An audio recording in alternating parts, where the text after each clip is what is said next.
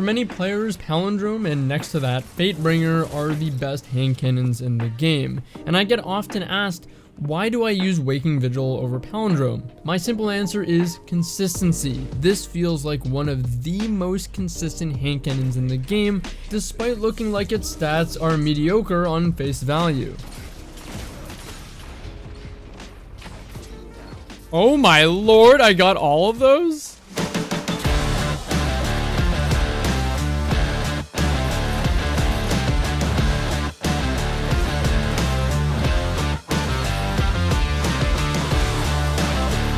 Three tap at that range, pretty good.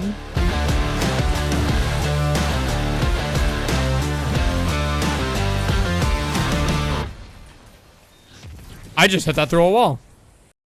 So to start breaking down Waking Vigil, let's talk about our God roll. The best roll possible, I believe, contains either hit mark or true sight sights, the ricochet rounds or high cals, rangefinder, and opening shot. Waking Vigil has quite a few great qualities about it that I enjoy, but above all, opening shot is the #1 reason to be using this weapon. Opening shot's a perk that it has access to that Fatebringer and Palindrome do not have access to. And this is that big difference maker that I value so much because of how it affects your consistency on the weapon. So everyone knows opening shot boosts the range on the first shot, which helps extend our 3-tap range, and it boosts aim assist on your first shot, which essentially guarantees your first headshot. You only really have to worry about 2 after.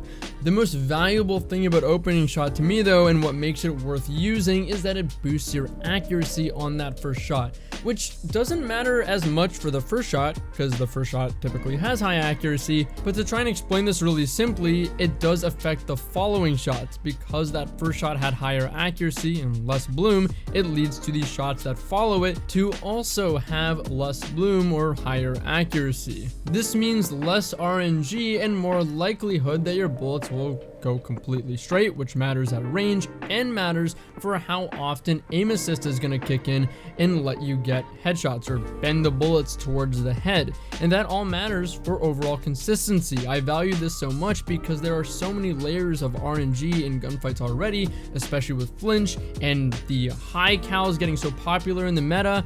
I want as much consistency as possible, and this lets me get that with a high margin of error. And it's an especially high margin of error because the next great point about Waking Vigil is that it has high aim assist. It's in the 90s, so it has a noticeably higher margin of error, I think, for landing headshots, especially since it has access to opening shot.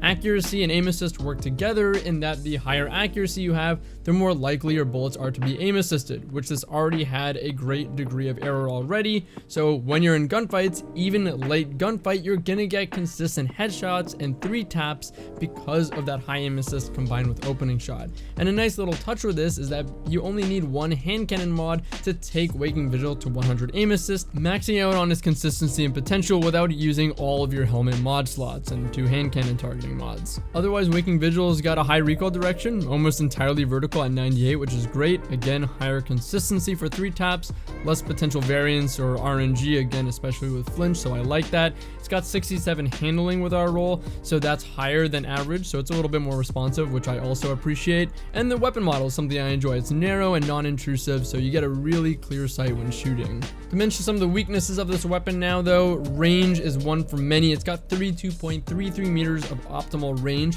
That's an estimated, give or take, 34, maybe slightly higher meters, 3-tap range with opening shot and rangefinder in the mix.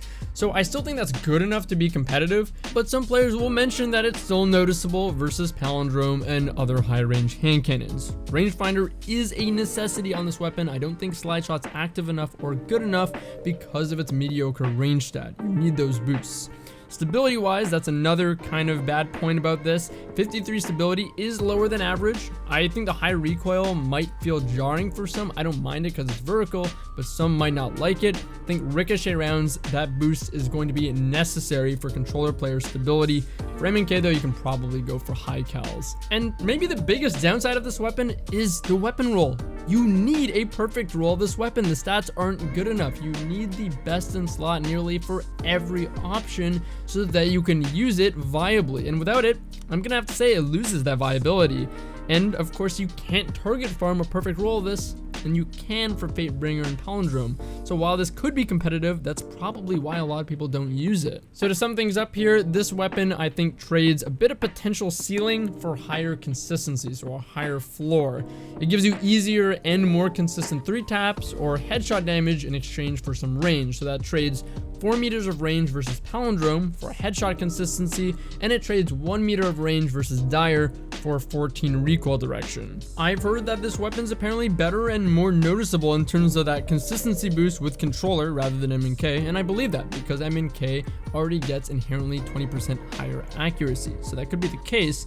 And remember, with this weapon, a lot of people say it doesn't have the range. Palindrome use it because of the range. Range is only as active as the times you are in that distance, so it could either be doing nearly nothing, or you have to be smarter with your positioning if you're using Waking Vigil. So something to think about when you're trading ceiling for consistency, how often that's actually coming up. Anyways, hope you guys enjoyed the breakdown. Enjoy the rest of the gameplay, and if you'd love to see that live, you can check me out on twitch.tv/Drewskys. Maybe I'll see you around. Take it easy though. Thanks for watching. I wonder how it looks like on the opposing team to just see a radar continuously flashing.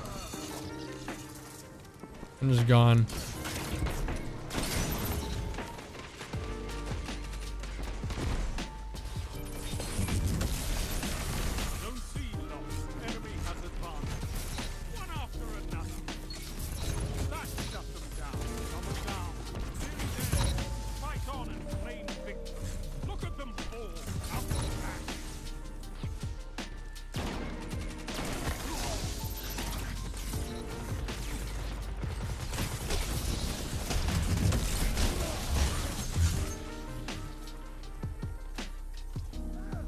I remember when the shotgun dropped on stream, yeah.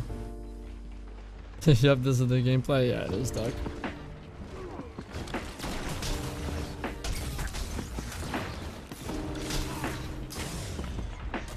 Oh, what? I messed up that shotty there.